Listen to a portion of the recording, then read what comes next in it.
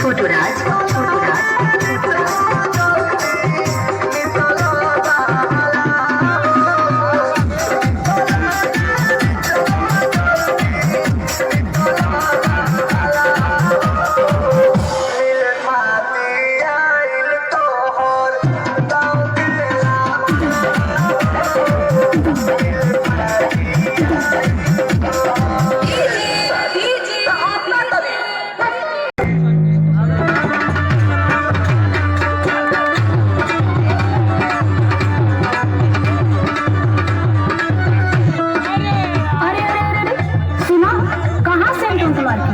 अरे आज लखराव पोखरा का मेला है पगली। मेला जात हुआ तो पहले ना बतावे के।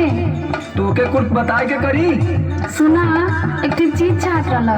तोर हरदम खटल रहा कुछ न कुछ, जब देखा तब कपारे पे कचर कचर। अब तने से सुना ना तो आज अपन सुनाई ले। वही मिलवा में से ना गुड़िया जलेबी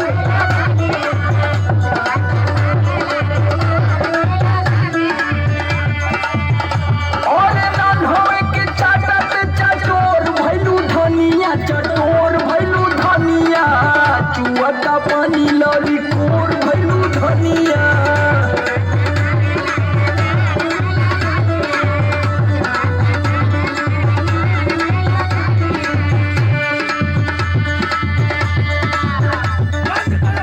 सुना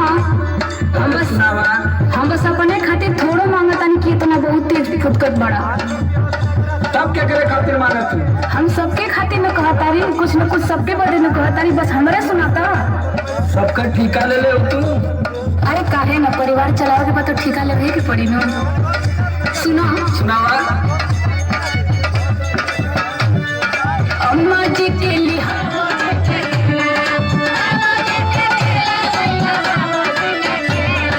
देवर जी के छेना बर्फी, नंदो जी के पेड़ा। अरे तो सबका टीका हमें ले लेगा। जाके हैप्पी से विक्की यादव से पूछा। जब बचौले रही है भीड़िया के रे लावा में, भीड़िया के रे लावा में, गुरही जले बिया बिचार पिया में लावा में,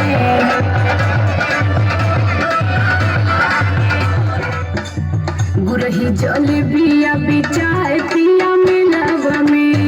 ऐसा ना कि यार से संदीप राज से मंगवा ले, ठीक है ना? हमारे टाइम ना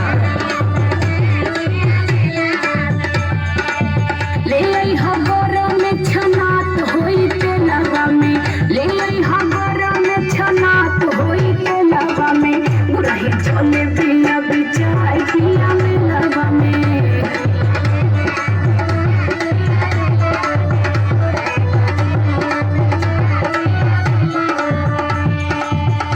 जब देखा तब तोरे लारे चुअला, बेटा ही नहीं करे।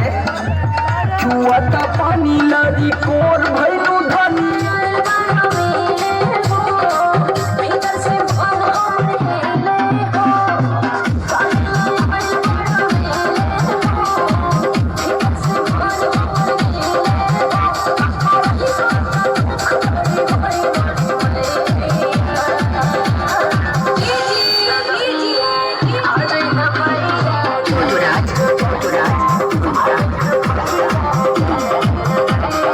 रिंकू डीजे कुमार 88 40 61।